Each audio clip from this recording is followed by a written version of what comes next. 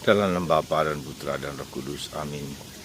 Allah yang penuh kasih, kami bersyukur bahwa Engkau hadir dalam diri Bunda Maria, Ibunda Yesus dan Yesus kecil di Gua Maria Bunda Karmel di Paroki Cinta Damai Batubara.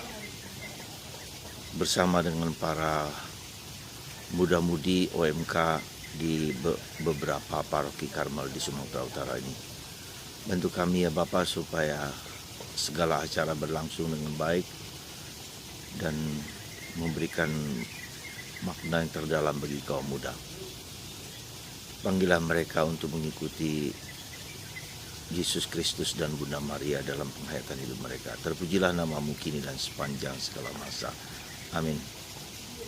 Para saudara, saya berada di Gua Maria Bunda Karmel di Paroki Cinta Damai Batubara di bagian barat Sumatera Utara.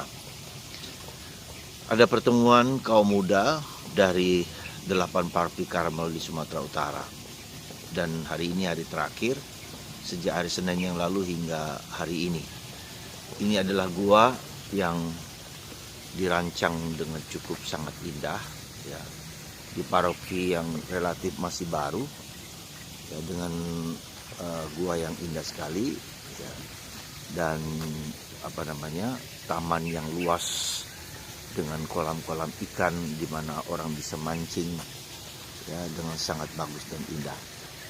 Inilah lokasi yang pantas dan layak kita datangi sebagai tempat perziarahan.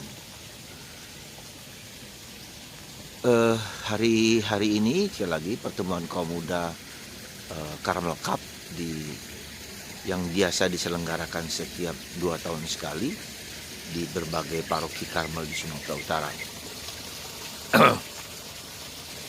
Semoga kaum muda mendapatkan makna, mendapatkan pelayanan yang indah dari para Karmelit, dan tentu saja mereka bisa menjawab panggilan Tuhan untuk menjadi imam, biarawan, dan biarawati, karena itulah salah satu tujuan dari acara ini.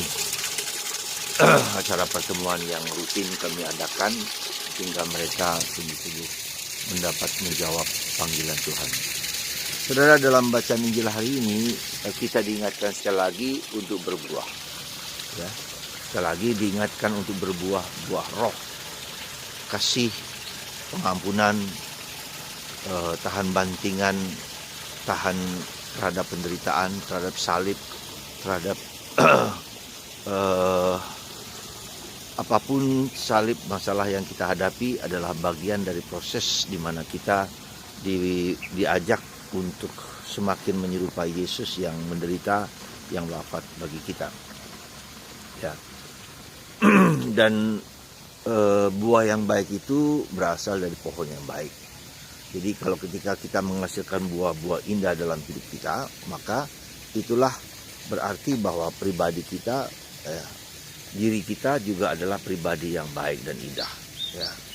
Itulah yang mungkin perlu kita sadari, melihat apa yang baik di dalam diri kita, apa yang kita hasilkan dalam keseharian kita. Ya, bagaimana sikap menyesuaikan diri dengan suara hati kita, lakukan yang baik hindari yang jahat.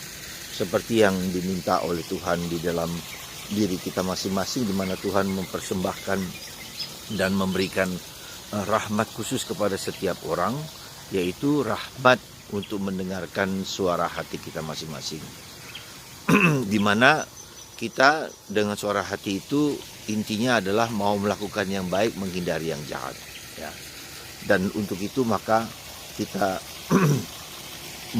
harus memiliki kepekaan, memiliki ketajaman. Ya.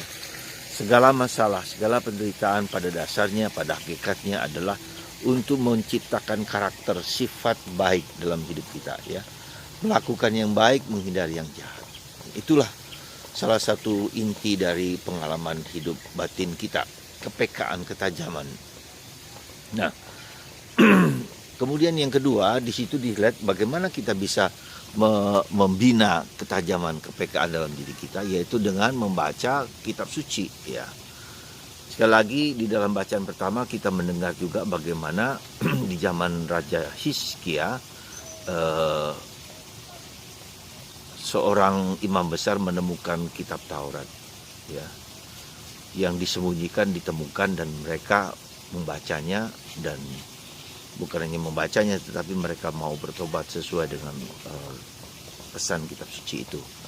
Nah, itulah saudaraku terkasih, kita sudah mempunyai kitab suci yang begitu indah, di mana kitab suci itu menyuarakan keindahan buah-buah roh. Semakin kita mengikuti dan juga mengikuti pribadi Yesus, ya, dan dengan contoh Bunda Maria. Jadi begitu, kitab suci adalah karunia anugerah Tuhan yang Tuhan berikan kepada kita untuk kita contoh, untuk kita teladani, tetapi lebih-lebih untuk mengalami kasih Yesus, mengalami cinta Yesus dalam hidup kita. Dan itulah relasi personal dengan Yesus harus menjadi relasi yang mengagumkan, menguatkan. Dan segala masalah dalam hidup kita, disitulah sebetulnya membina relasi personal, pribadi, tapi juga mengikuti seperti Yesus. Dan untuk bisa mengikuti seperti Yesus, kita bisa mengikuti Bunda Maria, lewat Bunda Maria. Semoga pengalaman bacaan hari ini yang mengingatkan kita untuk menemukan sabda Allah, kecintaan kita akan sabda Allah, ya, dalam keseharian hidup kita, membuka dan dengan bergaul dengan sabda Allah, maka kita menjadi peka dan tajam akan kehendak Tuhan. Pada akhirnya kita semua harus menjalankan kehendak Tuhan. Dengan menjalankan kehendak Tuhan itu, maka kita menjadi seperti Yesus, menjadi seperti Bunda Maria, dan menjadi seperti yang dikehendaki Tuhan bagi kita.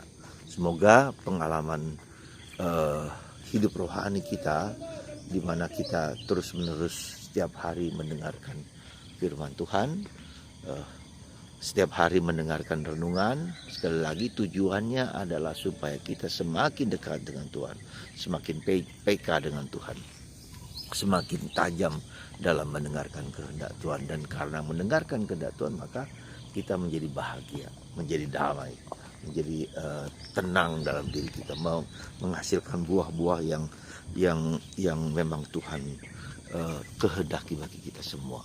Sekali lagi, semoga Tuhan memberkati Anda, dan seperti Bunda Maria kita menjalankan kehendak Tuhan dengan sebaik mungkin. Tuhan memberkati Anda semua dalam nama Bapa dan Putra dan Roh Kudus. Amin.